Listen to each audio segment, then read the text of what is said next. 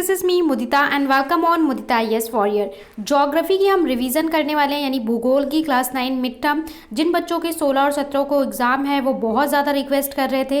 History और polity already upload की जा चुकी है। हिस्ट्री का फ्रांस की क्रांति एक ही चैप्टर है, पॉलिटी के 2 चैप्टर हैं, उसका वीडियो अपलोड है, वो आप देख सकते हैं।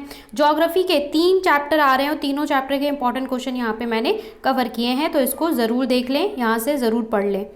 पहला क्वेश्चन है, बरकान से आप क्या समझते हैं। देखिए, हमारा जो दूसरा चैप्टर है ज्योग्राफी में, जो है भारत का भौतिक स्वरूप, ठीक है, फिजिकल फीचर्स जो इंडिया के हैं उसके ऊपर, तो इससे काफ़ी क्वेश्चन बनते हैं। बरकान क्या होता है, तो आपने देखा होगा जो रेगिस्तान होता है ना, मरुस्थल एरिया, वहाँ पे क्या होता है, जब हवा चलती है, हवा के साथ वो रेत के टीले बन जाते हैं। इस तरीके से जब हवा इस दिशा में चलेगी तो इस तरीके से रेत के कुछ टीले बन जाएंगे, स्वरूप बन जाएंगे, और फिर जब हवा की गति बदलेगी तो वो टीलों का स्वरूप भी बदल जाता है। तो इसको कई बार टीले बोलते हैं, कई बार बरकान बोलते हैं, अलग अलग नाम दिए जाते हैं। तो यही है। पवन की दिशा के अनुरूप दिशा में स्थानांतरित बालू का एक चापाकार टीबा, ठीक है, जिसे हम टीबा या टीले कुछ भी कह सकते हैं, अलग अलग नाम दिए जाते हैं, इनको हम बरकान कहते हैं, ठीक है। स्पेशली जो राजस्थान या मरुस्थल एरिया होते हैं वहाँ पे ऐसे टीले पाए जाते हैं। दूसरा जो क्वेश्चन है ये काफ़ी इंपॉर्टेंट क्वेश्चन है, उत्तरी मैदान में सघन जनसंख्या वाला क्षेत्र क्यों है। उत्तरी मैदान जो आपका गंगा नदी वाला जो मैदान है, ठीक है, इंडिया का जो मिड पार्ट होता है, इसे बोलते हैं यहाँ पे अधिक जनसंख्या क्यों पाई जाती है। देखिए, कहीं पे भी लोगों के बसने का क्या कारण होता है। एक तो होता है कि हम, आपको पता है कि भारत कैसा देश है, कृषि प्रधान देश है। भारत में 70% से अधिक लोग खेती करते हैं, और खेती के लिए क्या होना चाहिए, सिंचाई, उपजाऊ मिट्टी। तो जो हमारा उत्तरी मैदान है वहाँ पे क्या है, नदी एक तो जाती है, तो जिसकी वजह से जो मिट्टी है वो उपजाऊ है, कृषि के लिए उपजाऊ पानी उपलब्ध है, और इन सब कारणों की वजह से वहाँ पे जनसंख्या ज़्यादा पाई जाती है, वहाँ पे लोग ज़्यादा बसना पसंद करते हैं। देखिए, विशाल उपजाऊ मैदान इलाका है इस क्षेत्र में। यहाँ सींचने वाली सिंधु तथा गंगा नामक 2 नदियाँ, सिंधु और गंगा जो हमारी मेन नदियाँ हैं जिससे बाकी सारी नदी निकलती हैं, तो वो यहाँ से गुजरती है, जिसके कारण ये काफ़ी उपजाऊ इलाका बोला जाता है। इसलिए यहाँ पे जनसंख्या भी सघन होती है, यानी ज़्यादा लोग यहाँ पे बसे हुए हैं, ज़्यादा जनसंख्या पाई जाती है। तो ये आपका इम्पॉर्टेंट क्वेश्चन है। अगला क्वेश्चन है, हिमालय पर्वत का हमारे लिए क्या महत्व है। तो जो अगर आप नेक्स्ट क्वेश्चन है कि हिमालय पर्वत का हमारे लिए क्या महत्व है। तो अगर आप हिमालय पर्वत को देखेंगे तो भारत को ऐसे बोलते हैं कि हिमालय पर्वत इसके सुरक्षा कवच की तरह काम करते हैं। एक तो ये हमें सुरक्षा देते हैं। हिमालय का सबसे बड़ा महत्व दक्षिण एशिया के क्षेत्रों के लिए है, जहाँ के जलवायु के लिए ये एक महत्वपूर्ण नियंत्रक कारक के रूप में कार्य करता है। हिमालय की विशाल पर्वत शाखाएं साइबेरियन शीतल वायु राशियों को रोककर भारतीय उपमहाद्वीप को जाड़ों में अधिक ठंडा नहीं होने देती।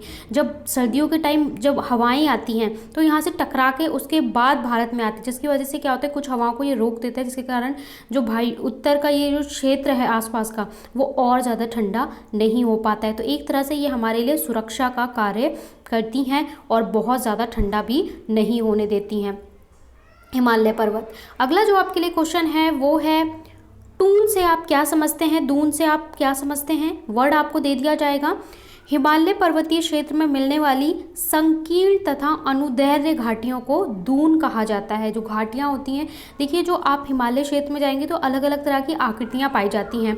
कुछ बर्फ़ की आकृतियाँ पाई जाती हैं, तो उनके अलग अलग नाम होता है। कुछ टूट कर जो आकृतियाँ बन जाती हैं, ढलानों को, सबका एक पर्टिकुलर नाम होता है। तो आपको ज्योग्राफी के हिसाब से, भूगोल के हिसाब से उन नाम का परिभाषा पता होना चाहिए। खादर और बांगर में कोई 3 अंतर बताइए। देखिए, खादर और बांगर क्या होता है, ये मिट्टी के प्रकार हैं। जो मृदा होती है उसे हम उसकी आयु के आधार पर 2 भागों में बांट देते हैं, खादर और बांगर। जो नई मिट्टी होती है, जैसे पुरानी जलोढ़ मिट्टी वाले भूभाग को हम क्या बोलते हैं, बांगर बोलते हैं, यानी जो पुरानी मिट्टी हो जाती है। और जो खादर होती है वो क्या होती है, नई मिट्टी होती है, जो हर साल नदी अपने साथ बहा के लाते हैं, और शायद वो मिट्टी जो होती है वो क्या होती है, खादर। तो खादर बहुत ज़्यादा उपजाऊ होती है, ठीक है। तो आप इसे पढ़ लेंगे, बचपन में भी खादर और बांगर के बारे में पढ़ा होगा कि जो खादर होती है, खादर मतलब नवीनतम मिट्टी, और ये बहुत ज़्यादा उपजाऊ होती है। इसमें प्रचुर मात्रा में आपके जो न्यूट्रिएंट्स होते हैं, ठीक है, उपजाऊ तत्व होते हैं, वो मौजूद होते हैं। अगला जो आपका प्रश्न है वो है प्रायद्वीपीय पठार की प्रमुख विशेषताएं बताइए। तो ये हम भारत का स्वरूप पढ़ रहे हैं, तो आपको पहाड़, पठार और जो उत्तरी मैदान है, तीनों के ऊपर प्रश्न पूछा जाता है। एक तो हिमालय के ऊपर, दूसरा आपसे पूछा जाता है कि जो भारत का उत्तरी मैदान है, और तीसरा पूछा जाता है पठार के बारे में। ठीक है, तो तीनों के बारे में, तीनों की विशेषता आपको पता होनी चाहिए। गंगा व यमुना के दक्षिण उभरता हुआ विशाल भूखंड भारत का प्रायद्वीप पठार कहलाता है, जिसका आकार मोटे तौर पर त्रिभुजाकार है। जो पठार होते हैं वो थोड़े इस तरीके के होते हैं, और पहाड़ कैसे होते हैं, थोड़े बड़े होते हैं। दक्कन का पठार एक लावा पठार का उदाहरण है, जो ज्वालामुखी उद्गार की अंतिम चरण में निःशुल्क लावा के फैलने से बना है। तो इसके बारे में आप थोड़ा अकॉर्डिंग टू मार्क्स लिख सकते हैं। भारत की भूमि महान भौतिक विविधताओं को प्रदर्शित करती है। ये स्टेटमेंट को आप जस्टिफाई करिए, अपने शब्दों में लिखिए, या ये स्टेटमेंट ये सही है, ये जो लाइन लिखी हुई है, ये जो वाक्य लिखा हुआ है, ये न्यायोचित है, इसको आप स्पष्ट करिए। तो जो भारत की भूमि है महान भौतिक विविधताओं मतलब बहुत सारा यहाँ पे वेरिएशन पाया जाता है। तो अगर आप भारत का मैप ड्रॉ करोगे तो बेटा आप देख सकते हो कि भारत में अगर आप इधर जाओगे, ये हमारा अगर आप देखोगे तो ये हमारा क्या होता है, ईस्ट होता है, ये हमारा वेस्ट होता है, ये नॉर्थ होता है, ये साउथ होता है, यानी ये पूर्व, पश्चिम, उत्तर, दक्षिण। तो अगर आप लोग उत्तर में जाओगे तो देखोगे यहाँ पे कितना ठंडा पाया जाता है मौसम। यहाँ पे जाओगे तो आप देखोगे राजस्थान और गुजरात कितना गर्मी पाई जाती है। दिल्ली में देखोगे जहाँ पे टेम्परेचर बहुत वरी करता है। नॉर्थ ईस्ट में जाओगे ठंडा टेम्परेचर। तो भारत में अगर तापमान की बात करें तो कहीं पे 0 डिग्री तक चला जाता है माइनस में, और कहीं पे 50 से ऊपर चला जाता है। इसी के आधार पर यहाँ पे अगर आप जीव देखोगे, जीव और वनस्पति वो भी बहुत सारी तरह की पाई जाती है। भारत में जितनी विविधता पाई जाती है उतनी विश्व में कहीं नहीं पाई जाती। इसी तरीके से यहाँ पहनावे, खान पान, हर चीज़ में विविधता पाई जाती है। तो भौतिक विविधताओं को प्रदर्शित करती है। इसे हम इस प्रकार समझ सकते हैं, भारत विभिन्न स्थलाकृतियों वाला विशाल देश है। स्थलाकृतियों वाला मतलब कि देखिए यहाँ पे एक जगह तो पहाड़ पाए जा रहे हैं, एक जगह पठार पाए जा रहे हैं, और एक जगह मैदान, एक जगह पहाड़, एक जगह पठार और एक जगह मैदान पाए जा रहे हैं। साथ में भारत भूमि 3 ओर से समुद्र से घिरे होने के कारण एक प्रायद्वीप का निर्माण करती है, इसलिए भी ये खास है। द्रास का लद्दाख में स्थित है। तो इस तरीके से दूसरा है कि यहाँ पे देखिए कहीं पे जो चुरू है वहाँ 50 डिग्री टेम्परेचर पहुँच जाता है। तो कहीं आप देखेंगे मेघालय, चिरापुंजी, मानसीराम, यहाँ इतनी ज़्यादा बारिश होती है। राजस्थान देखेंगे यहाँ वर्षा इतनी कम होती है। तो इतनी ज़्यादा भौतिक विविधताओं वाला भारत देश है, इसको आप स्पष्ट कर सकते हैं। अगला है कि जलवायु का क्या अर्थ होता है। जलवायु किसी बड़े इलाके का औसत मौसम है जो एक लंबे समय में बना रहता है। तो जलवायु कैसे निर्धारित होती है, एक लंबे समय तक जो मौसम बना रहता है उसके आधार पर हम उसे उसकी जलवायु कहते हैं। गर्मियों में उत्तर भारत की मैदान में चलने वाली हवा को उत्तर भारत, ये कीवर्ड है, लू कहते हैं। चेन्नई में अधिकांश वर्षा किन महीनों में होती है भाई, चेन्नई में अक्टूबर, नवंबर, दिसंबर, क्योंकि जब हमारा ये लौट रहा होता है मॉनसून तब यहाँ पे वर्षा करता है अक्टूबर, नवंबर, दिसंबर में। अगला प्रश्न हमारा बनता है कि मुंबई और चेन्नई की वर्षा की तुलना कीजिए, इनके अंतर के कारण भी बताइए।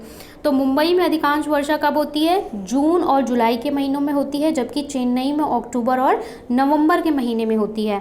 मुंबई में वर्षा ग्रीष्मकालीन मानसून और हमारा चेन्नई में कब होती है, शीतकालीन मानसून। तो इसको आप टेबल बना के भी कर सकते हैं, ठीक है। यहाँ पे लिख दीजिए मुंबई और यहाँ पे लिख दीजिए चेन्नई, और यहाँ पे लिखिए कि यहाँ पे अक्टूबर, नवंबर और यहाँ पे ग्रीष्मकाल। तो इस तरीके से भी आप आंसर लिख सकते हैं एग्जाम में अगर अंतर आता है तो। जलवायु और मौसम में अंतर बताइए, तो यहाँ डिफ्रेंशिएट करना है। चाहे मौसम और जलवायु के आधारभूत लक्षण अलग हों, लेकिन जो बेसिक चीज़ें होती हैं वो लगभग दोनों को सेम चीज़ें हैं जो इफ़ेक्ट करती हैं। एक है तापमान, आर्द्रता, वर्षा, दबाव, हवाएं, धूप और बादल, ठीक है। अगर हम अंतर की बात करें तो मौसम जो है वो क्या है, अल्पकालिक परिस्थिति को दर्शाता है। मतलब एक छोटे टाइम पीरियड में किसी जगह का जो टेम्परेचर, तापमान, इन सब में इसके वजह से वहाँ पे जो एक मौसम क्रिएट होता है, क्लाइमेट बनता है, उसको हम क्या बोलते हैं, मौसम बोलते हैं। और जलवायु एक लंबे समय तक, एक लॉन्ग पीरियड में जो नोट डाउन किया जाता है उसके आधार पर हम जलवायु बोलते हैं। मौसम निरंतर परिवर्तनशील है। हम बोलते हैं अभी मौसम ठंडा है, अभी मौसम गर्म है, लेकिन जलवायु लंबे समय तक रहता है और एक चक्र को प्रदर्शित करता है। तो ये आप इस तरीके से आंसर लिख सकते हैं। दिल्ली के मौसम को प्रभावित करने वाले कारक, तो यहाँ आपको दिल्ली दे दिया है, इसके अलावा कोई दूसरा भी बोल सकता है कि मौसम को प्रभावित करने वाला कारक, सिर्फ इतना भी क्वेश्चन दे सकता है तो सेम ही आंसर होगा। तो समुद्र से दूरी, वायु दाब तथा पवने, तो आप इनके रीजंस लिख दोगे। पश्चिमी विक्षोभ, तो ये सारे कारण होते हैं, ठीक है, कॉमन फैक्टर्स होते हैं, इसके बारे में थोड़ा थोड़ा सा लिख सकते हैं। समुद्र से दूरी का किसी स्थान की जलवायु पर क्या प्रभाव पड़ता है, तो ये आप बता सकते हैं। अगर जो समुद्र से पास में लगे हुए क्षेत्र होते हैं वहाँ क्या होता है कि मौसम में बहुत ज़्यादा अंतर नहीं होता, तापमान में बहुत ज़्यादा अंतर नहीं होता, एक मॉडरेट टेम्परेचर यानी मध्यम तापमान बना रहता है, बहुत ज़्यादा ठंडी भी नहीं होती, बहुत ज़्यादा गर्मी भी नहीं होती, ठीक है, जो समुद्र के किनारे होते हैं। फॉर एग्जांपल अगर आप मुंबई में देखोगे तो मुंबई में इतनी सर्दी नहीं होती कि लोग स्वेटर डबल डबल पहन रहे हैं, जैसे हमारी दिल्ली में सर्दी होती है तो क्या लोग 10-10 स्वेटर पहन के घूमते हैं, बहुत सारे, इतना ठंडी हो रही होती है। मुंबई में लोग एक पहन ले, इतना भी इनफ होगा, क्योंकि वहाँ इतनी ठंडी भी नहीं होती। गर्मी में भी जाओगे तो इतनी ज़्यादा गर्मी नहीं है कि बिल्कुल बेहाल है। और हमारे यहाँ अगर आप देखोगे जो दूर होता है, जैसे दिल्ली को देखो समुद्र से दूर है, तो यहाँ टेम्परेचर में बहुत अंतर होता है, ठीक है। उदाहरण के लिए यहाँ पे मुंबई का आपका देख रखा है, मुंबई और गोवा का, तो इस तरीके से आप उदाहरण दे सकते हैं। भारत में मानसून की सबसे पहली वर्षा कहाँ होती है, केरल में होती है। मानसून प्रस्फोट क्या होता है, जब मानसून आता है और लगातार बारिश होती रहती है तो उसे हम बोलते हैं कि बादल फटना या मानसून प्रस्फोट। जलवायु में महाद्वीपीय अवस्था का क्या अर्थ है, जलवायु में जिसमें वर्ष में तापमान में बहुत अधिक उतार चढ़ाव होता है उसे हम क्या बोलते हैं, महाद्वीपीय जलवायु।